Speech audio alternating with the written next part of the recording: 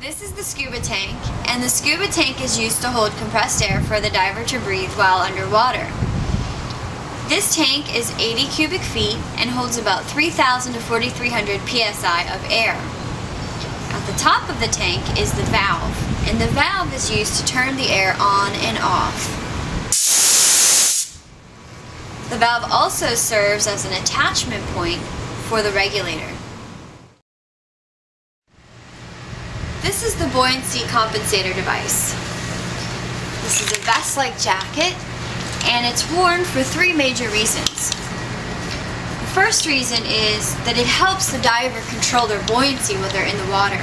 The BC actually inflates and deflates with air, allowing the diver to be neutrally buoyant, where they can stay at the same surface, negatively buoyant so they can sink in the water, or positively buoyant so they can rise in the water.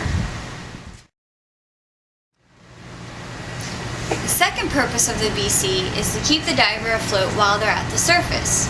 They inflate the BC and they don't have to use their own energy to stay above water.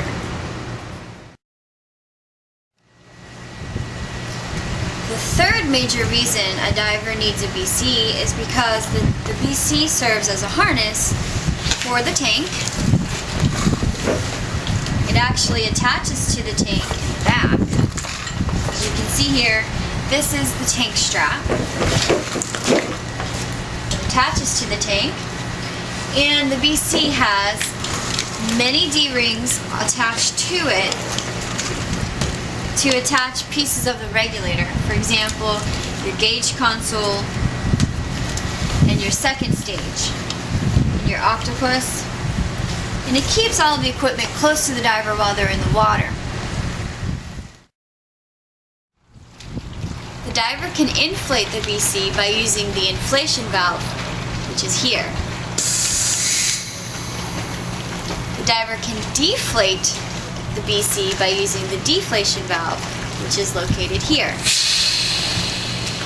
In case the diver doesn't have any compressed air, they can also use the manual mouthpiece right here to inflate the BC.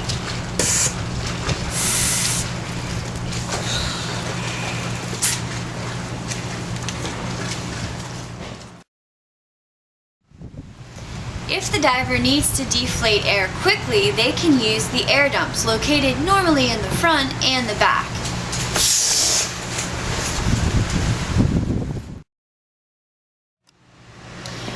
When a diver has all of their equipment on, they become positively buoyant.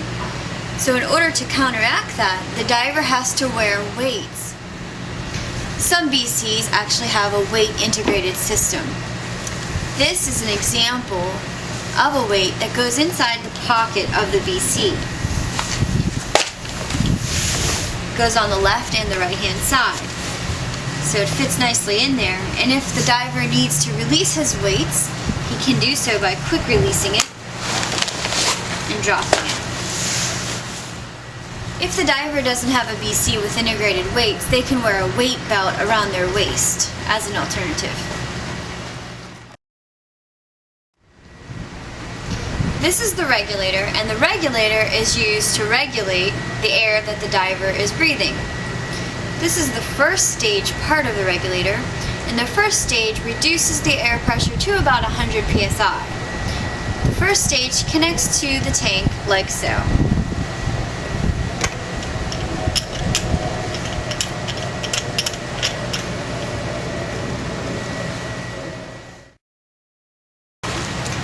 The regulator has 4 hoses that come off of the first stage. The first hose connects to the second stage, which has a mouthpiece that the diver uses to breathe in the air.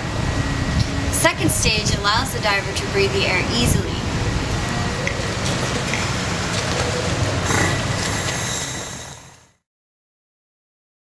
The second hose connects to the octopus.